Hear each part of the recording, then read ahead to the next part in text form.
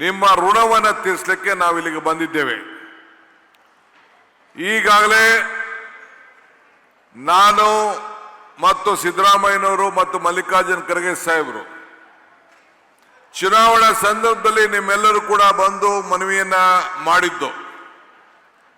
ಇಡೀ ನಮ್ಮ ಕಲ್ಯಾಣ ಕರ್ನಾಟಕಕ್ಕೆ ಅತಿ ಹೆಚ್ಚು ವಿಧಾನಸಭಾ ಸದಸ್ಯರು ಮತ್ತು ಲೋಕಸಭಾ ಸದಸ್ಯರನ್ನ ತಾವು ಕೊಟ್ಟು ಇಡೀ ಕಾಂಗ್ರೆಸ್ ಪಕ್ಷಕ್ಕೆ, ಕಾಂಗ್ರೆಸ್ ಸರ್ಕಾರಕ್ಕೆ ಒಂದು ದೊಡ್ಡ ಶಕ್ತಿಯನ್ನು ಕೊಟ್ಟಿದ್ದೀರಿ. ಅದಕ್ಕೆ ನಿಮ್ಮೆಲ್ಲರೂ ಕೂಡ 1 ಕೋಟಿ ನಮಸ್ಕಾರಗಳನ್ನು ಅರ್ಪಿಸಲಿಕ್ಕೆ ನಾನು ಬಯಸ್ತಾ ಇದ್ದೇನೆ. ಆ ಪ್ರಕಾರ ನಿಮ್ಮ ಋಣವನ್ನು ತೀರಿಸಬೇಕು ಅಂತೇಳಿ ಬಂದಿದ್ದೇವೆ. 1,000 ಕೋಟಿ ರೂಪಾಯಿ ಆ ಹಣವನ್ನ ಬರೀ ಇದೊಂದು ಕ್ಷೇತ್ರಕ್ಕೆ, ನಮ್ಮ ಕ್ಷೇತ್ರ ಕಳೆದ 2-3-4 ಬಾರಿ ಇಲ್ಲಿಗೆ ಬಂದಿದ್ದೇನೆ.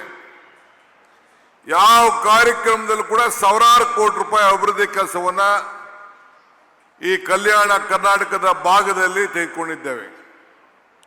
ಬೀದರ್ಗೆ ಹೋದಾಗ 2,000 ಕೋಟಿ ರೂಪಾಯಿ, ಹಿಂದೆ ಅನೇಕ ಕ್ಷೇತ್ರಗಳಲ್ಲಿ ರಸ್ತೆ, ಅನೇಕ ಪಥ, ಗ್ರಾಮೀಣ ಅಭಿವೃದ್ಧಿ ಇಲಾಖೆ ಇವೆಲ್ಲ ಕೂಡ ಸುಮಾರು ವರ್ಷಕ್ಕೆ 5,000 ಕೋಟಿ ರೂಪಾಯಿ ಈ ಭಾಗದಲ್ಲಿ ಕಾರ್ಯಕ್ರಮ ತೆಗೆದುಕೊಂಡಾಗ ನನಗೆ ಒಂದು ಕಡೆ ಅನಿಸ್ತದೆ, ನಾನು ಕೂಡ ಈ ಭಾಗದಲ್ಲೇ ಹುಟ್ಟಿದ್ರೆ ನಮ್ಮ ಕ್ಷೇತ್ರ ಕೂಡ ಇಷ್ಟು ದೊಡ್ಡ ಮೊತ್ತ ಸಿಕ್ತಿತ್ತು ಅನ್ನೋದು ನನಗೆ ಭಾವನೆ.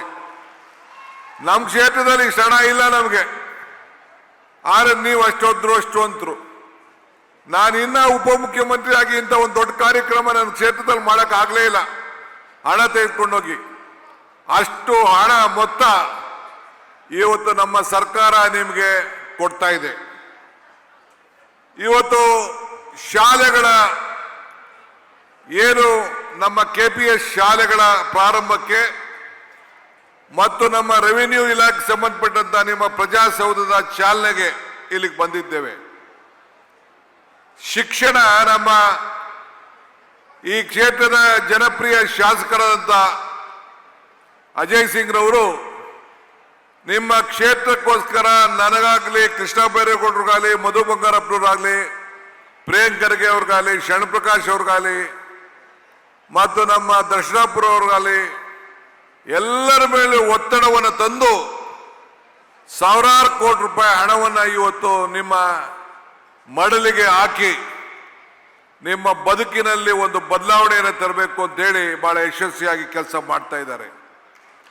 ನಿಜವಾಗ್ಲೂ ಇಂಥ ಶಾಸಕರು ಸಿಕ್ಕಿರೋದು ನಿಮ್ಮೆಲ್ಲರ ಭಾಗ್ಯ.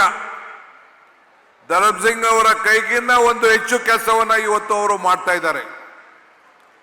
ನಾನು ಇವತ್ತು ಈ ಕಲ್ಯಾಣ ಕರ್ನಾಟಕದಲ್ಲಿ ನಮ್ಮ KPS ಶಾಲೆಗಳ ಪ್ರಾರಂಭ ನೋಡಿದಾಗ ನನಗೆ ಹಿಂದೆ ನಾನು ಯಾವುದೋ ಶಿಕ್ಷಣ ಸಂಬಂಧಪಟ್ಟಂಗೆ ಒಂದು ಮಾತು ಹೇಳಿದೆ. ಏನು ಹೇಳಿದೆ ಅಂದ್ರೆ, ನೃಪ ರಪ ಹಪ ಹರಿಸದ, ದಾಯಾದಿ ದಕ್ಕಿಸದ, ನೀರಿನಲ್ಲಿ ನೆನೆಯದ, ಅಗ್ನಿಯಲ್ಲಿ ಸುಡದ, ಗುಪ್ತ ನಿಧಿ ಒಂದೇ ವಿದ್ಯೆ. ಹಂಗೆ ಅಂದ್ರೆ ನೃಪರಪ ಅಂದ್ರೆ ರಾಜ ಕಿತ್ಕೊಳಕ್ ಆಗೋದಿಲ್ವಂತೆ, ಇಲ್ಲ ಅಣ್ತಂದಿರೋ ದಾಯಾದಿಗಳು ಕಿತ್ಕೊಳಕ್ ಆಗೋದಿಲ್ವಂತೆ, ನೀರಿನಲ್ಲೂ ನೆನೆಯಕ್ಕಾಗಲ್ವಂತೆ, ಅಗ್ನಿಯಲ್ಲೂ ಆಗೋದಿಲ್ವಂತೆ ಅಂತ ಗುಪ್ತ ನಿಧಿ ವಿದ್ಯೆ.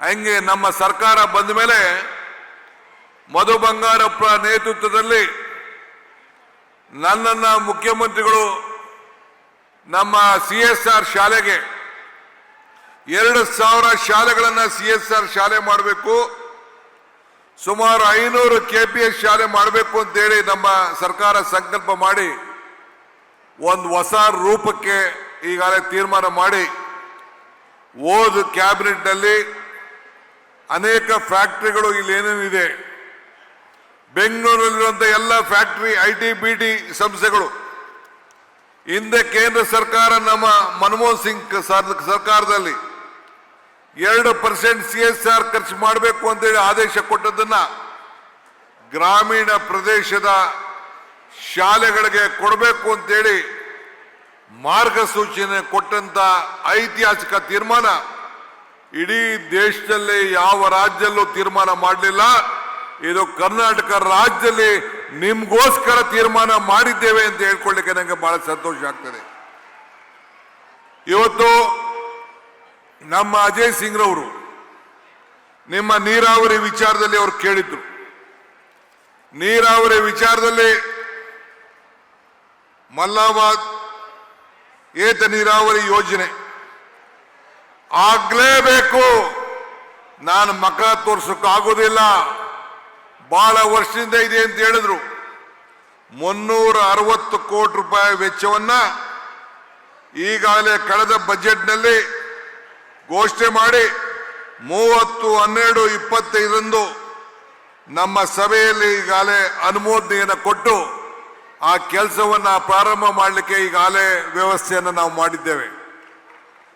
ನಮ್ಮ ಅಜಯ್ ಸಿಂಗ್ನವರು ಬಂದು ಬಹಳ ಅಭಿನಂದನೆಯನ್ನು ಕೂಡ ವ್ಯಕ್ತಪಡಿಸಿದ್ರು. ಹಾಗೆ ಅವರು ಏನೇನು ಕೇಳಿದ್ರು, ನೀರಾವರಿ ಇಲಾಖೆ ಇರ್ಬೋದು, ಈ ತಾಲೂಕಿನಲ್ಲಿ ಪ್ರಜಾಸೌಧ ಆಗಿರ್ಬೋದು, ಕೈಗಾರಿಕಾ ಪ್ರದೇಶ ಆಗಿರ್ಬೋದು, ಗ್ರಾಮೀಣ ಅಭಿವೃದ್ಧಿಯಲ್ಲಿ ಕುಡಿಯುವ ನೀರಿನ ವ್ಯವಸ್ಥೆ ಆಗಿರ್ಬೋದು, ಹಿಂಗೆಲ್ಲ ಕೆಲಸಗಳನ್ನು ಕೂಡ ಇವತ್ತು ಮಾಡ್ಕೊಂಡು ಬಂದಿದ್ದೇವೆ.